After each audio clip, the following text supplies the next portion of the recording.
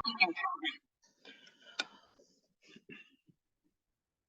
bismillahirrahmanirrahim. Assalamualaikum warahmatullahi wabarakatuh. Waalaikumsalam warahmatullahi wabarakatuh. Innal hamdalillah nahmaduhu wa nasta'inuhu wa nastaghfiruh wa natubu ilaih wa na'udzu billahi min shururi anfusina wa min sayyiati a'malina. May yahdihillahu fala mudilla lahu wa may yudlil fala hadiya lahu. Asyhadu an la ilaha illallah wahdahu la syarika lah wa asyhadu anna Muhammadan 'abduhu wa rasuluhu la nabiyya wa la rasula ba'da amma ba'd. Alhamdulillah, segala puji bagi Allah Rabbul Alamin atas segala nikmatnya tentunya. Pada pagi hari ini kita kembali bisa melanjutkan daras pembelajaran kita, yaitu menelaah, mengi'rab, membaca serta mendulang faedah singkat dari hadis-hadis yang telah dikumpulkan. Tentunya hadis-hadis dari Nabi Muhammad SAW yang dikumpulkan oleh seorang ulama yang terkenal dengan sebutan namanya Al-Imam An-Nawawi rahimahullahu ta'ala. Maka tiada kata yang pantas terucap dari lisan kita saat ini melainkan rasa syukur kita dan pujian kita kepada Allah Subhanahu wa taala.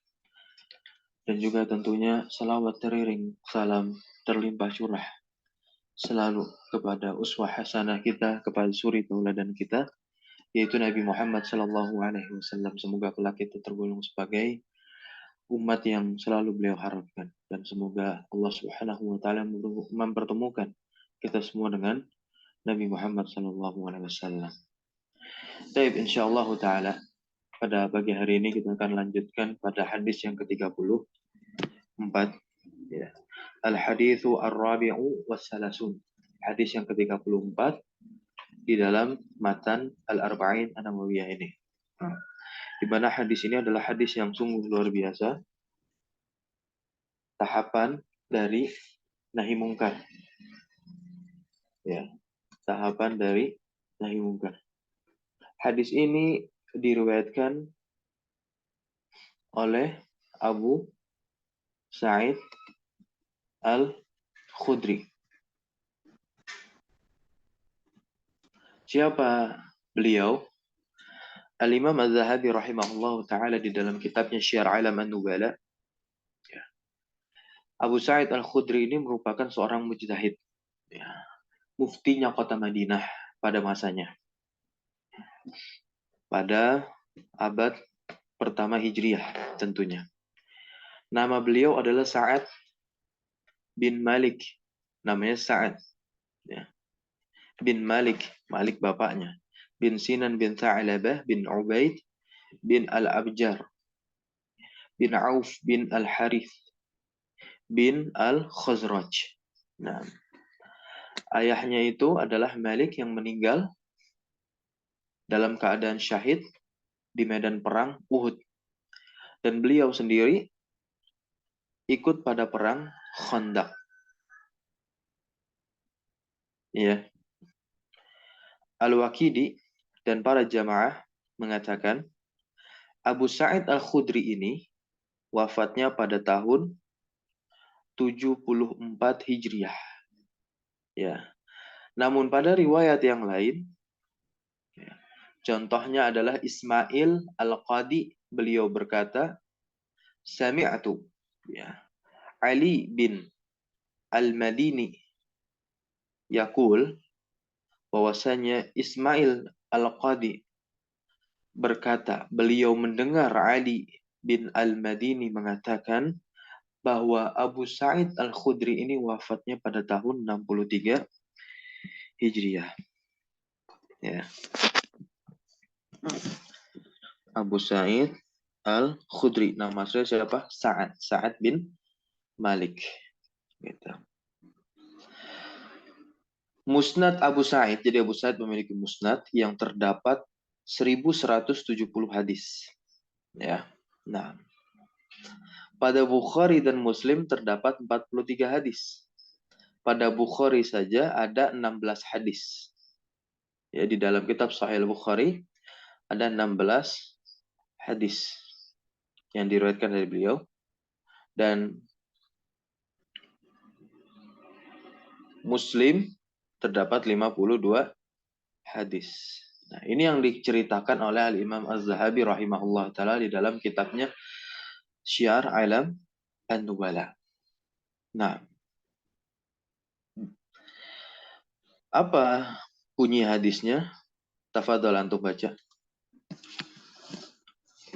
Bismillahirrahmanirrahim. Wassalatu wassalamu ala Rasulillah. Qala al-Imam al-Hafiz Muhyiddin bin Zakaria Yahya bin Syaraf An-Nawawi ad-Dimashqi Asy-Syafi'i rahimahullah taala. An Abi Sa'id al-Khudri radhiyallahu anhu qala sami'tu Rasulullah sallallahu alaihi wasallam yaqul man ra'a minkum munkaran falyughayyirhu biyadihi fa in lam yastati' فبلسانه فإن لم يستطع فبقلبه وذلك أضعف الإيمان رواه مسلم. Nah, tarjim. Hadis ke-34 dari Abu Sa'id Al-Khudri radhiyallahu anhu, beliau berkata, aku telah mendengar Rasulullah Shallallahu alaihi wasallam bersabda, barang siapa atau siapa saja yang melihat di antara kalian kemungkaran, maka ubahlah dengan tangan kalian. Dan apabila tidak mampu, maka ubahlah dengan lisan kalian. Dan apabila tidak mampu, maka dengan hati kalian. Dan itu adalah selemah-lemahnya iman. Diriwayatkan Imam Muslim. Nah, hadis ini diawali dengan kata man, siapapun. Man ra'a minkum mungkaran, siapapun yang melihat kemungkaran, falyughayyirhu biyadihi, maka hendaklah dia mengubahnya dengan tangannya. Yughayyir, ya. Yughayyir. Itu dari kata kerja apa yughayyir? Ghayyara yughayyiru. Nah, dari kata kerja ghayyara. Yughayyiru. Wazannya fa'ala Ilu. yufa'ilu. Nah, taf'ilan berarti di sini masdarnya adalah Taghyiran. taghyiran.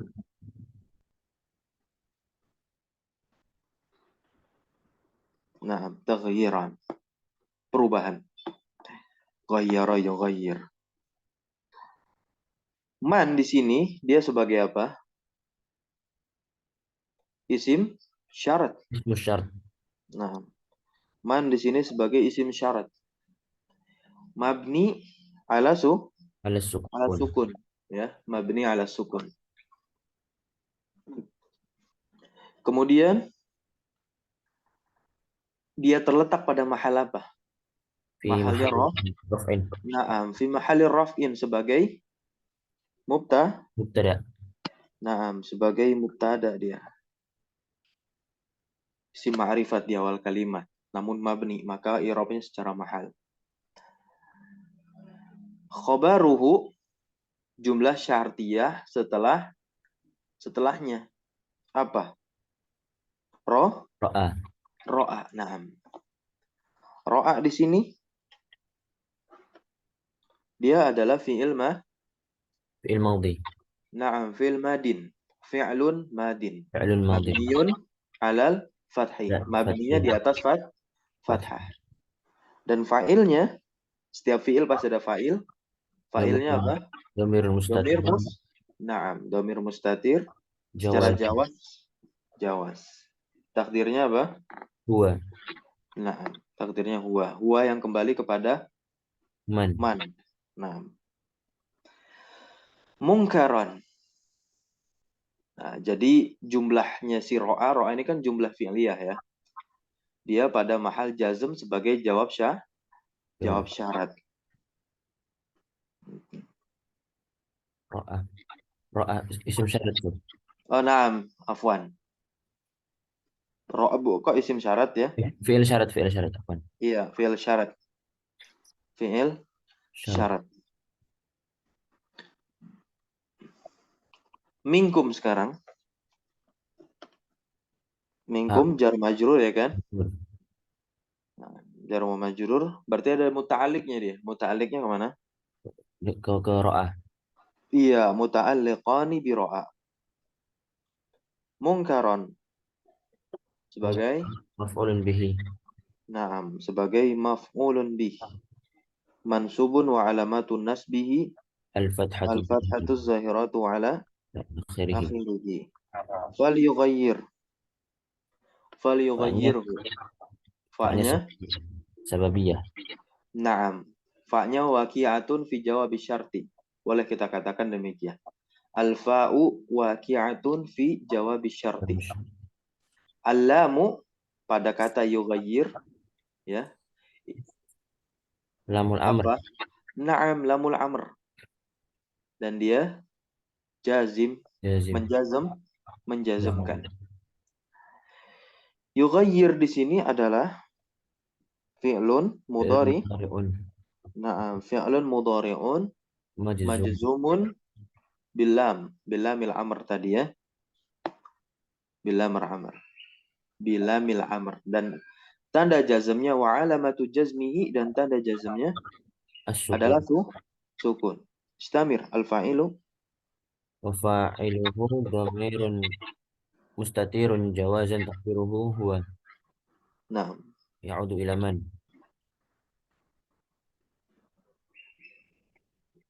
Al-ha dhamirun muttasilun mabniyun fi mahalli nasbin maf'ulun bihi.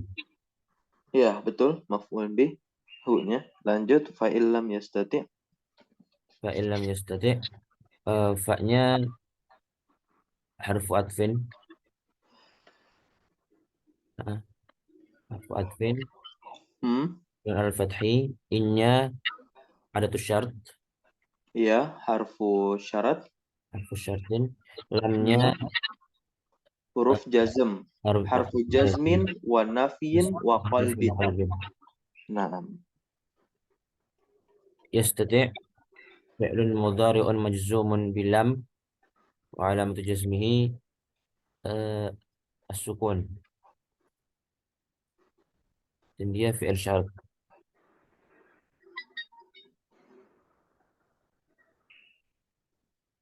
nah. Yastati. Fabilisani. Fa'nya sababiyah waqi'atun fi jawab syarat. Iya, na'am, waqi'atun fi jawab syarat. Bilisani jar wa Jar wa majrur. majrur. Yang muta'alliqnya kepada sesuatu yang dihapus.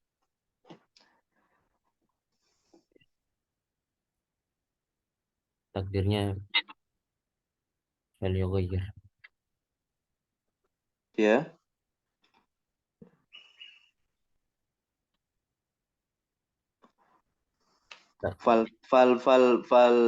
Taghyir. Fal taghyir bilisani. Begitu maksudnya ya.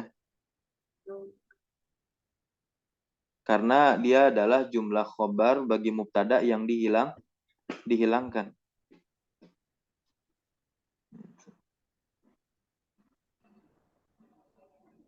Maka ya, ubahlah dengan lisannya.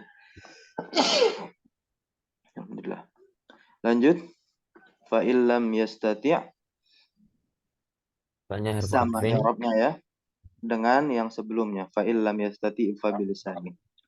Wa dzalika. Wawnya adalah harfu isti'naf. Ya. Iya, isti'naf. Bukan atof. Karena sebelumnya nggak ada waw. Untuk fa doang. Lanjut zalika. Di sini dia.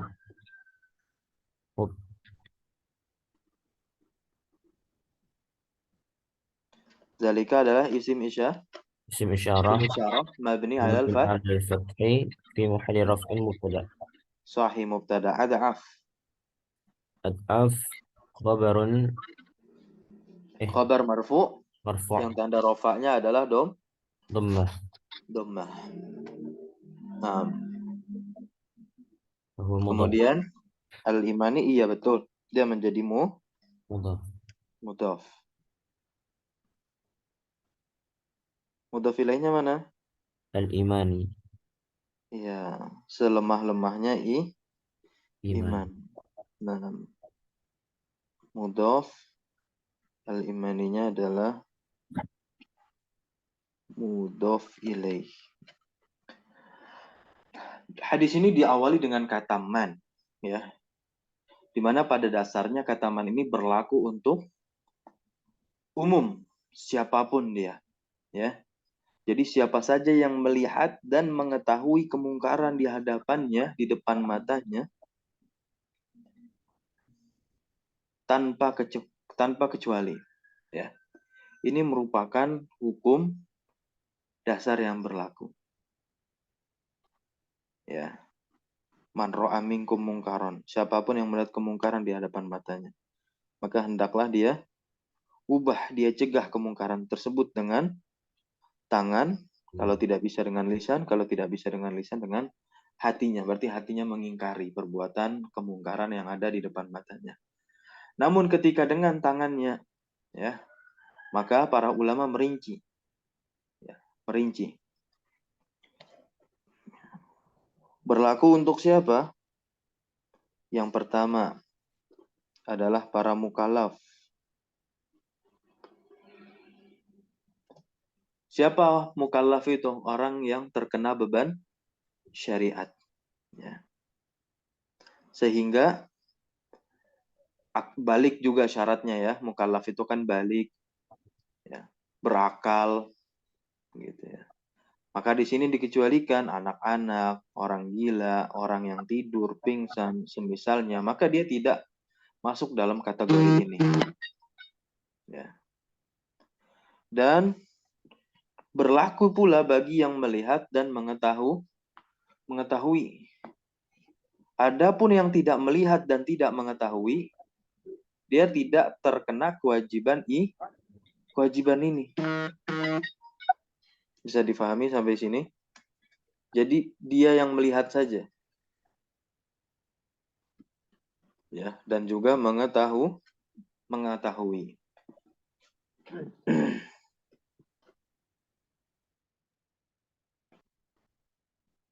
Kata ro'a, ya. Kata ro'a di sini yang berarti melihat, ini dijelaskan, ya, oleh Syekh Abdul Muhsin Al-Abad Al-Badar di dalam kitabnya Fathul Qawi Al-Matin. Ini kitabnya ya. Fathul Qawi Al-Matin. Kata beliau di sini,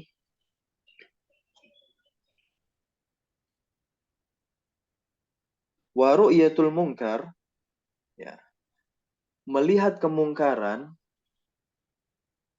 itu diartikan maksudnya ayyakunal muradu, ya, diartikan maksudnya adalah minha, diantaranya adalah ar-ru'yatu al-basariyatu, penglihatan mata, ya. Ar-ru'yah al-basariyah artinya penglihatan mata. Au ma yashmaluha, atau apa yang mencakupinya, yashmaluha. Yashmaluha.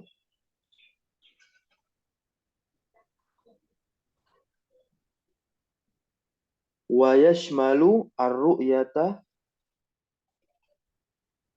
al-ilmiyata. Dan mencakup pula ru'yah ilmiah, yaitu pandangan dari sisi ilmu pengetahuan. Ini ada di halaman 116.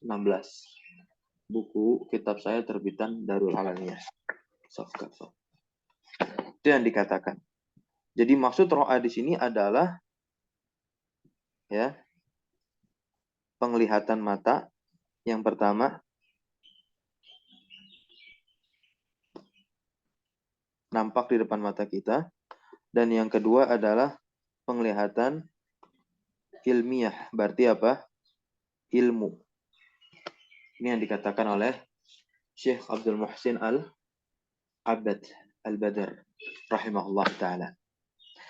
Adapun kata minkum,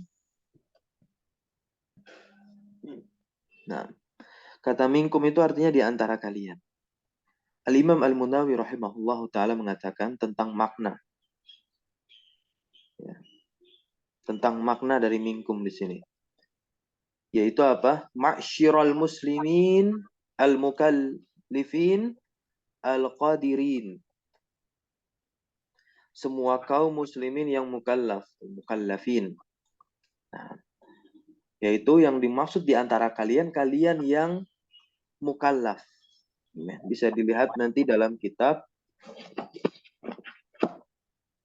At-Tuhfah Rabbaniyah ya, At-Tuhfah Ar-Rabbaniyah. Juga Syekh Ismail menukilkan perkataan beliau. Kalau ini Minhah Rabbaniyah. Jadi ada yang namanya Tuhfah Rabbaniyah, syarah dari Matan Al-Arba'in. Dan ada yang namanya Al-Minhah Ar-Rabbaniyah. Minhah Rabbaniyah karyanya Syekh Saleh bin Fauzan bin Abdullah Al-Fauzan. Hafidhahullah Ta'ala. Nah, yang sangat bagus penjelasan dari Al-Imam Ibnu Daqiqil Aid. Ya, ini kitabnya. Di mana para ulama mengatakan amar ma'ruf nahi mungkar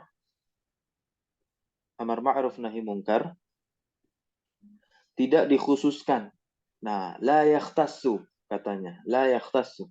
Tidak dikhususkan, yukhtas ya, tidak dikhususkan, la yukhtassu bagi para penguasa saja di suatu wilayah. Ya. Jadi tugas nahi mungkar ini bukan cuman tugasnya waliul amr, ya, bukan tugasnya penguasa, tapi tugas orang yang mukallaf pula, ya. Akan tetapi itu berlaku bagi setiap kaum muslimin. Hanya saja memerintah dan melarang itu berlaku bagi yang mengetahui. Memerintah dan melarang, ya, itu memang berlaku bagi orang yang mengetahui terhadap apa yang dia perintah dan dia larang. Jika hal itu termasuk perkara-perkara yang nampak seperti salat, ya. Fa in kana minal umuri zahirati kata beliau, mithlu as-shalah was-shaum waz-zina. Ya. Nampak seperti salat, puasa, zina, minum khamar, ya. Zina, minum khamar ini kan perbuatan yang mungkar. Berarti ya, memiliki kewajiban untuk melarang. Seperti kalau sholat tadi, puasa, nah ini adalah perkara wajib yang harus diperintahkan. Ya. Maka setiap muslim mengetahui hal itu. Ya. Mengetahui hal itu. Bahwasanya itu perkara-perkara yang harus ditinggalkan. Yang tadi seperti zina, minum khamar. Ya. Adapun puasa, sholat, nah ini puasa yang apa? Perkara yang wajib untuk dikerjakan.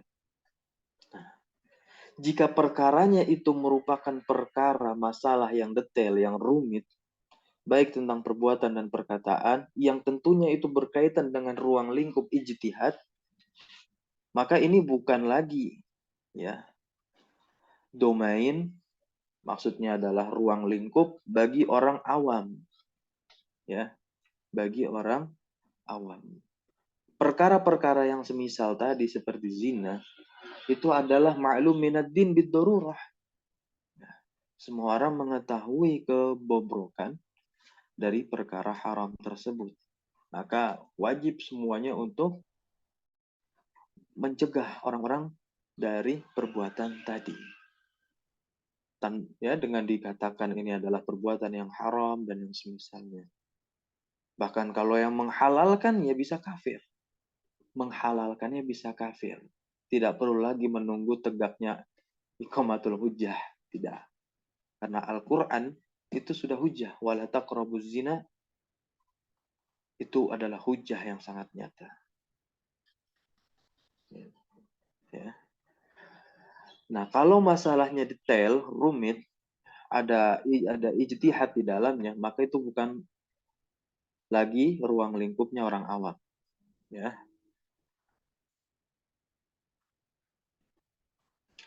Adapun mungkaron di sini, mungkaron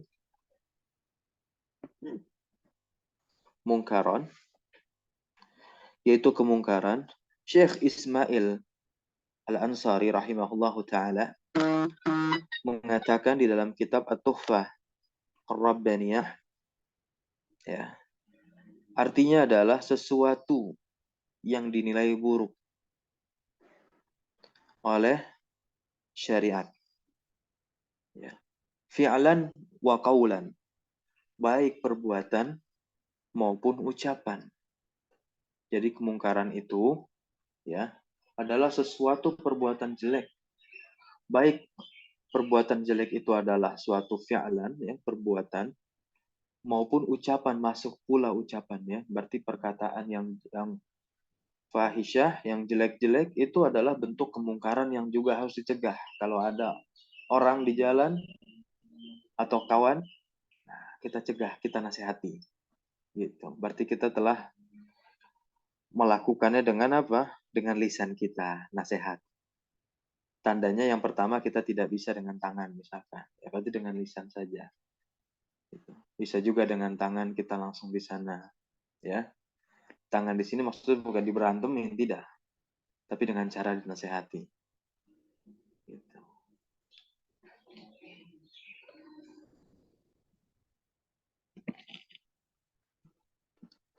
Taib. Ya.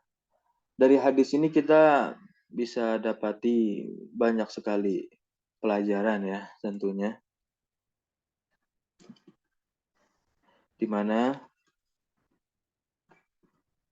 pelajaran yang pertama,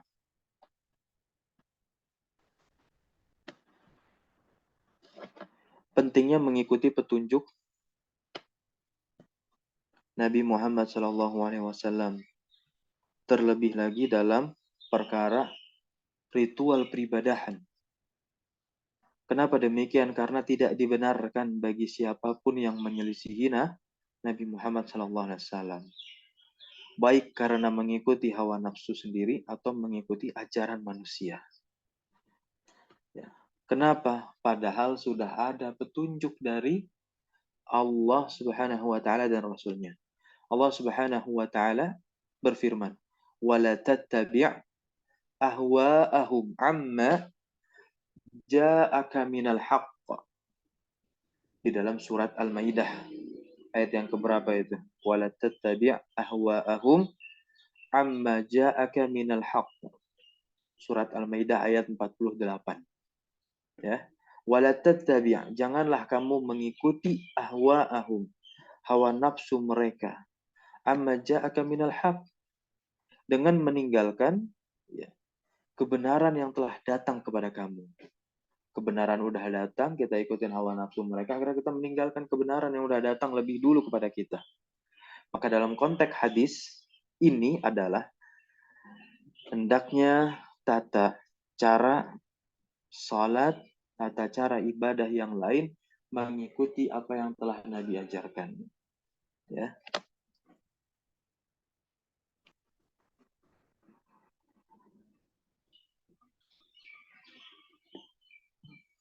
Kalau kita melihat konteks hadis ini, ya, ada sebuah kisah, ya, yaitu gubernur Madinah saat itu yang bernama Marwan.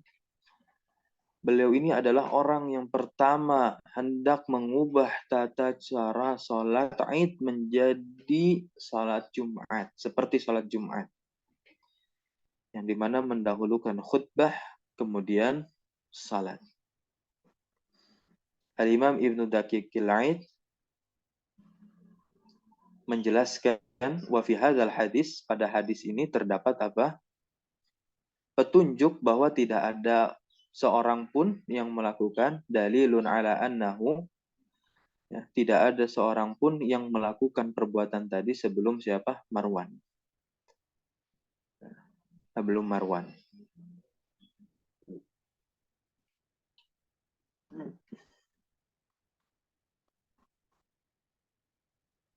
Itu juga ikhtilaf.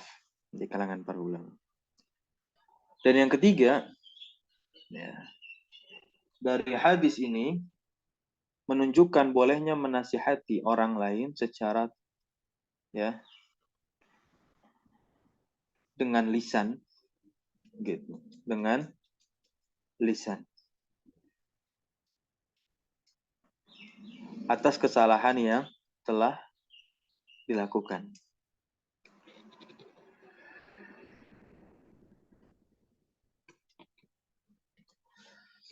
Kemudian yang keempat, hadis ini menjadi salah satu dasar akidah Ahlus Sunnah wal Jamaah bahwa iman itu ada di mana? Ada di hati. Ya. Yang realisasinya tentu terpancar di dalam lisan dan terlihat pada amalan perbuatan orang tersebut. Contoh amalan ini terletak pada apa? Perbuatan. Nahi mungkar kan ya? Dengan tangan. Ya. Ini menunjukkan keimanan ya. Yang pertama dengan tangan. Itu perbuatan bil jawarih, ya kan, dengan anggota badan. Kemudian yang kedua lisan, fabilisani. Dan yang ketiga kalau memang nggak bisa dengan lisan, dengan apa? Hati yang mengingkari. Ya. Hati yang mendoakan, menginginkan kebaikan. Orang yang melakukan kemungkaran ini biar dia bertaubat kepada Allah dan meninggalkan kemungkaran tadi. Gitu. Iman letaknya memang di dalam hati, ya teman-teman.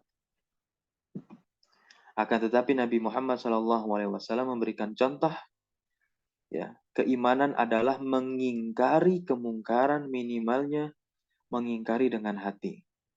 Jadi ini yang dimaksud oleh Nabi Muhammad SAW yang merupakan selemah-lemahnya iman, adhaful iman. Maka hadis ini menjadi sanggahan terhadap firqah murji'ah. Ya, ini penting sekali. Ini sebuah sekte yang berpemahaman bahwa iman itu hanyalah hati dan lisan. Ini kelompok murji'ah. Ya. Perbuatan ya tidak mesti berbanding lurus dengan yang ada di hati. Ya. Ini pemahaman keliru. Tidak.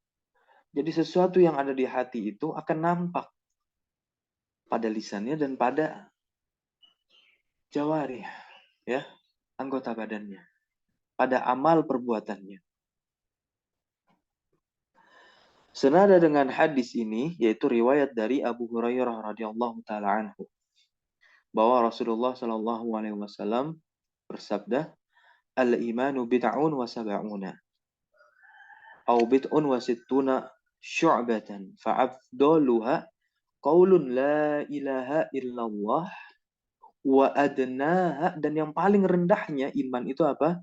Imatatul adza 'anit thariq wal haya syu'batun minal iman. Kata Nabi Muhammad SAW, iman itu memiliki 70 atau 60 cabang. Paling tingginya apa? Ya, berikrar dengan lisan, la ilaha illallah, yang maknanya adalah la ma'budu bihaqqin illallah. Tiada sesembahan yang berhak untuk disembah melainkan hanya Allah Subhanahu wa taala semata. Dan yang paling rendahnya ini, paling rendahnya cabang keimanan adalah imatatul adza, menyingkirkan gangguan dari jalan. Ini perbuatan hati atau perbuatan anggota badan nih? Anggota Berarti iman itu mencakup juga dengan perbuatan. Cukup nih ya.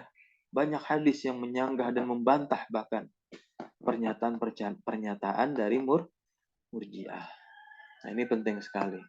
Karena semakin ke sini makin nampak ya pemahaman semacam tadi ya, murji'ah tadi yang mengakhirkan amalan, irja ya. Hadis ini menjelaskan ya bahwa perbuatan badan yakni menyingkirkan gangguan tadi, yaitu imatatul adza anit thariq, itu merupakan refleksi dari keimanan.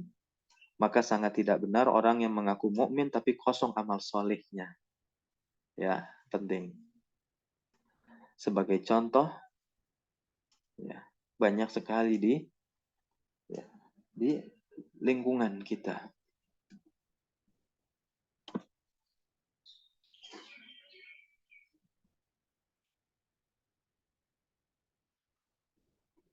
Ya. Dan hadis ini mengajarkan pula tahapan nahi mungkar. Dari yang paling berat dan besar resikonya. Itu kan dengan tangan. Kemudian dengan lisan. Gitu ya.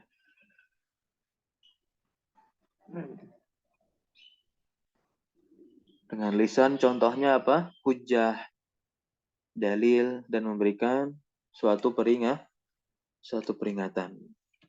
Dan hadis ini juga adalah metode Ahlus Sunnah wal Jamaah dalam mengingkari kemungkaran. Menggunakan cara terkuat dan yang paling efektif hingga ke yang paling lemah. Lalu Ahlus Sunnah wal Jamaah menyerahkan hasilnya kepada Allah Subhanahu wa taala karena dituntut hanya untuk menyampaikan, berusaha menyampaikannya, baik bisa dengan tangan ketika mencegah kemungkaran, dengan lisan dan hatinya.